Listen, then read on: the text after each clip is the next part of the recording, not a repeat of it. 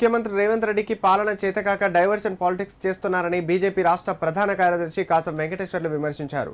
అప్పులు తెచ్చుకోవడానికి task force committee వేయడం సిగ్గుచేటని, రాష్ట్రంలో ఎంత దుర్మార్గమైన ఆర్థిక పరిస్థితి ఉందో అర్థం చేసుకోవచ్చన్నారు.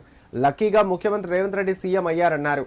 అదాని ఇచ్చిన స్కిల్ యూనివర్సిటీకి 100 కోట్లు వాపసు ఇవ్వడం కాదు, దావోస్లో చేసుకున్న 1200 కోట్ల ఒప్పందాలను రద్దు చేస్తారా అని ప్రశ్నించారు. కాంగ్రెస్ ఏడాది పాలన వైఫల్యాలపై సిద్దిపేటలోని బీజేపీ కార్యాలయంలో ఏర్పాటు చేసిన మీడియా సమావేశంలో వెంకటేశ్వర్లు మాట్లాడారు. రైతులకు పూర్తి స్థాయిలో రుణమాఫీ కాలేదన్నారు. లగచర్ల రైతులకు బేడీలు వేసింది నిజం కాదా అని ప్రశ్నించారు. 6 గ్యారంటీలు 66 హామీలు అమలు చేయకుండా ఉండడానికి డైవర్షన్ పాలిటిక్స్ చేస్తున్నారన్నారు. కాంగ్రెస్ పార్టీ అధికారంలోకి వచ్చిన ఏడాది కాలంలో ప్రతిపక్షాలపై నిందలు వేయడానికే సరిపోయిందని తెలిపారు. మీడియా సమావేశంలో బీజేపీ జిల్లా అధ్యక్షుడు మోహన్ రెడ్డి, మాజీ అధ్యక్షుడు శ్రీకాంత్ రెడ్డి, నాయకులు విద్యాసాగర్, ఉమా సురేష్ రెడ్డి పాల్గొన్నారు. కాంగ్రెస్ పార్టీ అధికారంలోకి వచ్చి సంవత్సరం దాటిపోయింది. ప్రతిపక్ష పార్టీలపైన నిందలు వేయడం వరకే సరిపోయింది తప్ప అభివృద్ధి అనేది ఒక్క అడుగు కూడా ముందలికేయలే. రాష్ట్రం దివాలా తీసిందని చెప్పేసి అని చెప్పుకున్నటువంటి ప్రభుత్వం రేవంత్ రెడ్డి గారి సర్కారు. ఆయన ధర్నా ఎందుకు చేసిండు? అదాని మీద యాక్షన్ తీసుకోవాలి. సిగ్గుండాలే రేవంత్ రెడ్డికి, కాంగ్రెస్ పార్టీకి.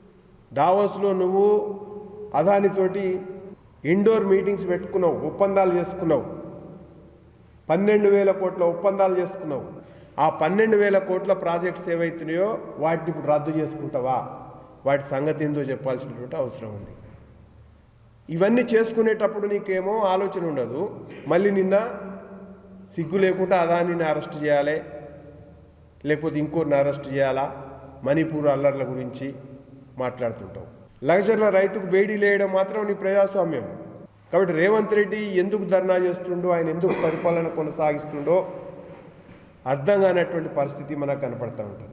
ఇదంతా కూడా రేవంత్ రెడ్డికి, కాంగ్రెస్ పార్టీకి ఎక్కడ కూడా పరిపాలన చేతగాక డైవర్షన్ పాలిటిక్స్ చేస్తున్నటువంటి పరిస్థితి. అంటే ప్రజల యొక్క ఆలోచనని డైవర్ట్ చేయడం కోసం మేమిద్దరమే అని చెప్పేసి డూప్ ఫైట్ చేస్తున్నారు BRS party, Congress party. Revanth Reddy, KTR, Harish. Revanth Reddy పరిపాలన అభివృద్ధి అనేది లేదు.